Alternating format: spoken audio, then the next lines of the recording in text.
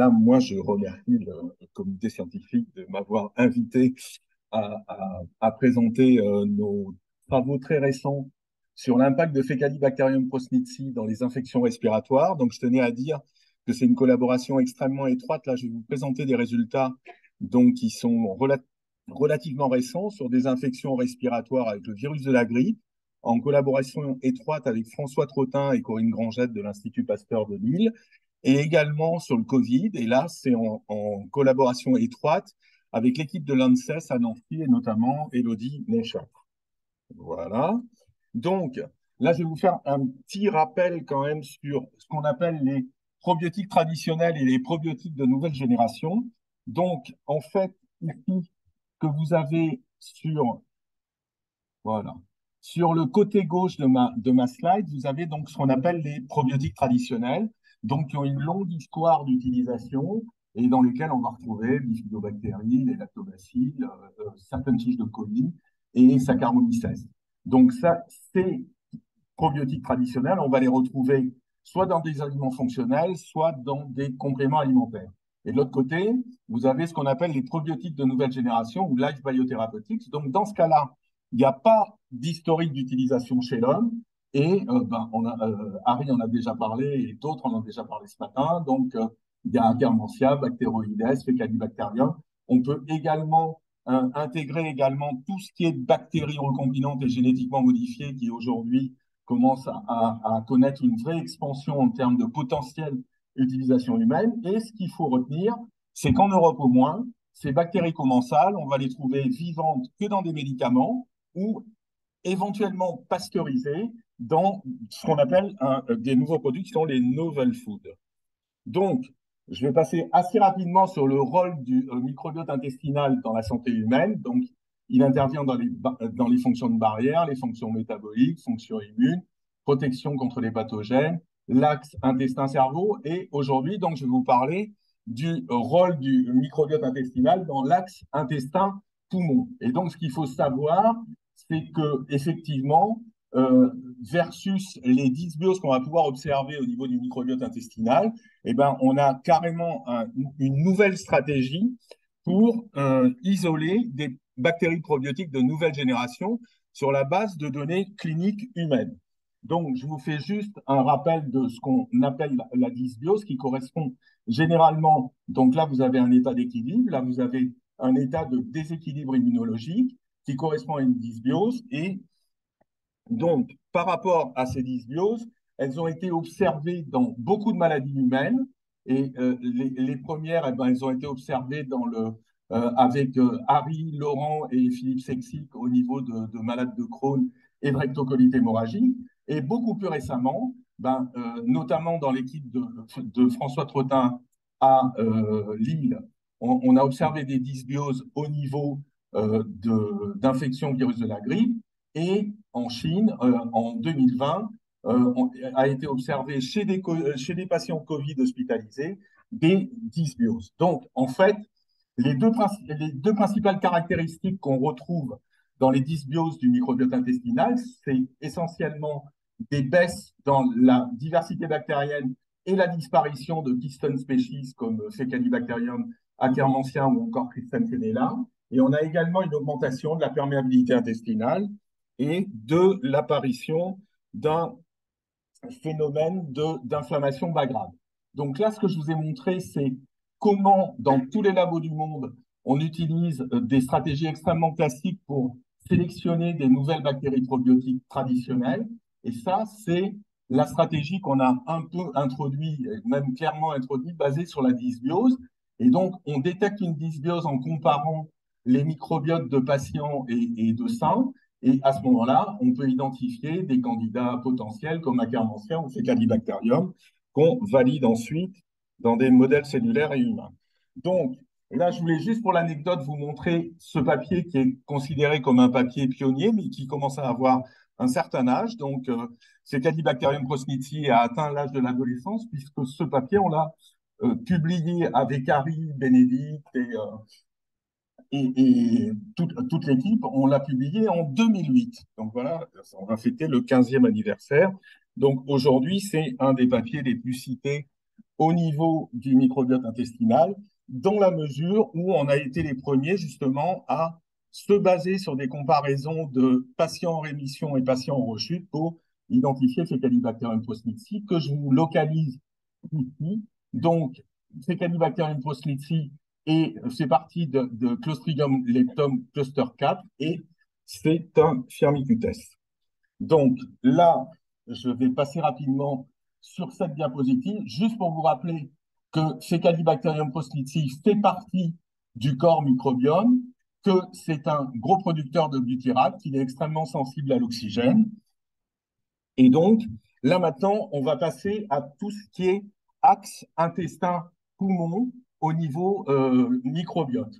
Donc, ce qu'il faut savoir, c'est qu'effectivement, il a été démontré que dans des infections avec le virus de la grippe ou avec le SARS-CoV-2, eh ben, on avait effectivement, on observait des dysbioses du microbiote, une augmentation de la perméabilité et une diminution des métabolites bactériens essentiels à la santé humaine.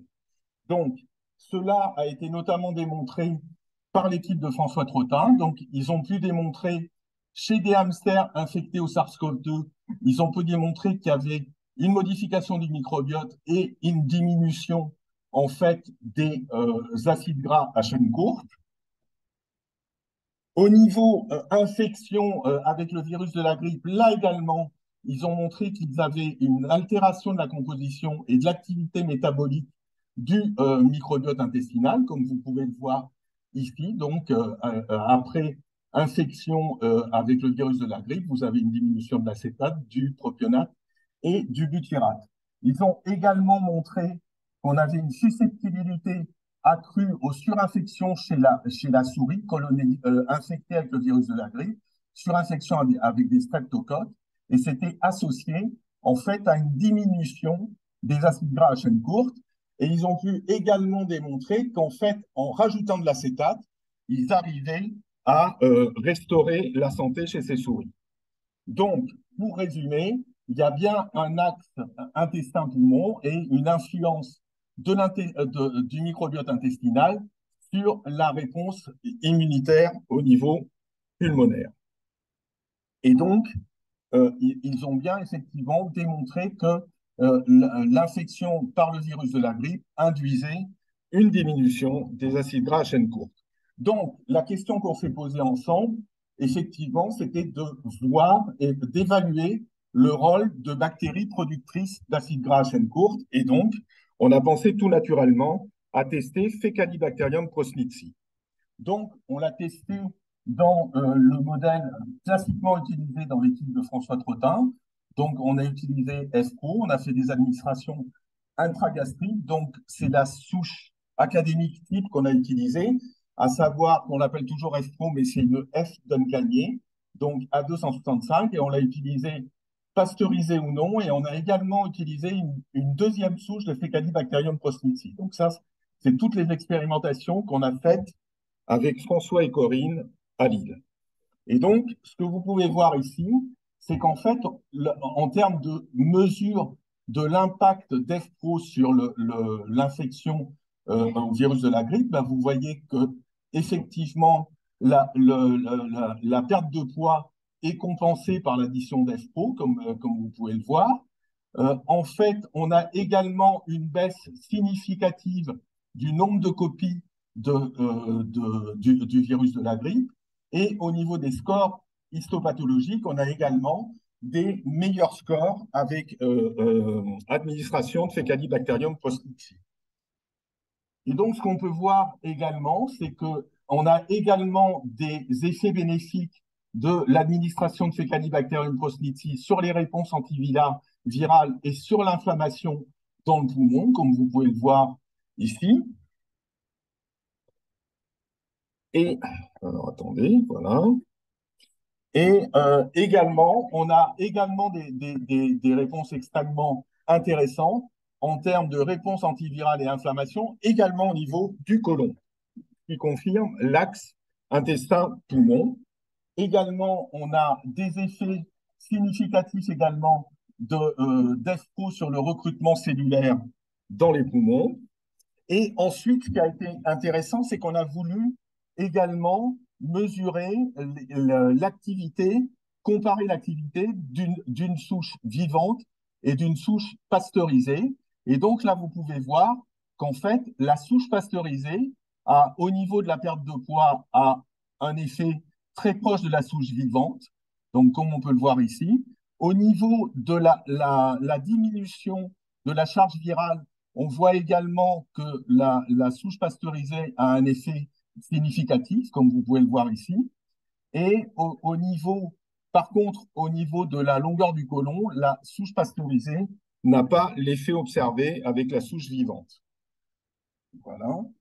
Et donc, là aussi, on a pu observer que la souche pasteurisée n'avait pas toujours les mêmes effets significatifs que la souche vivante quand même. Là, ce qu'on a voulu tester, c'est l'effet d'une seconde souche de Faecalibacterium prosnitzi. Et comme vous pouvez le voir ici, cette seconde souche de Faecalibacterium prosnitzi, la 4574, a également des effets positifs sur l'infection avec le virus de la grippe. Donc là, maintenant, une fois que je vous ai montré ces résultats au niveau virus de la grippe, je vais vous montrer ce qu'on a fait également au niveau des infections au SARS-CoV-2. Donc, tout est parti de ces observations, à savoir de dysbiose du microbiote intestinal chez des patients COVID-19 en Chine. Et comme vous pouvez le voir ici, en fait, il y avait une baisse significative en plusieurs keystone species, Bacterium, Faecalibacterium prosnitzi, Rosburgia et Lactospiracea. Et donc, sur cette base, on s'est dit qu'en fait, on pouvait éventuellement, là aussi, tester l'impact de Faecalibacterium prosnitzi dans ces modèles d'infection à SARS-CoV-2. Donc, on a initié une collaboration il y a 1 an et demi avec nos collègues de l'ANSES à Nancy, et on a donc fait ce modèle avec eux. Et donc, on a fait une administration, on a administré Espro durant 2 semaines chez des hamsters infectés au SARS-CoV-2. Et ce que vous pouvez voir ici, c'est que effectivement, l'administration orale d'Espro durant 2 semaines a eu un effet significatif sur la charge virale, puisque elle est diminuée d'un facteur 10 au niveau titration virale, et là aussi, elle est diminuée d'un log au niveau copie du SARS-CoV-2. Donc, l'utilisation de Faecalibacterium prosnitzi dans des infections respiratoires, ben, on l'a breveté le 9 septembre 2021 et on a également breveté fin 2022 l'utilisation potentielle de Faecalibacterium prosnitzi pour traiter des infections au virus de la grippe. Donc, en conclusion, on a donc observé un impact positif de Faecalibacterium sur les infections grippe. Donc, on a une diminution de la perte de poids et de la charge virale. On a une limitation de la réponse antivirale et de l'inflammation liée à la charge virale observée au niveau du poumon et de l'intestin. On a une augmentation de l'IL-12 et de l'interféron trait, et on a également une restauration des marqueurs qui est associée à une protection épithéliale et une augmentation du recrutement cellulaire. Donc, au niveau des perspectives, on va chercher à comprendre les mécanismes derrière ces réponses positives de Faecalibacterium prosnitzi aux infections à la grippe et au SARS-CoV-2. Et donc, je voulais maintenant remercier tous mes collègues qui ont participé à ces travaux, à savoir Harry, Jean-Marc Châtel et mes collègues de l'Institut Pasteur de Lille, Loïc Chollet, François Trottin et Corinne Grangette, avec lesquels on a pu ainsi démontrer de nouvelles utilisations possibles d'une bactérie commensale, que ce soit sous forme vivante ou sous forme pasteurisée. Je vous remercie de votre attention.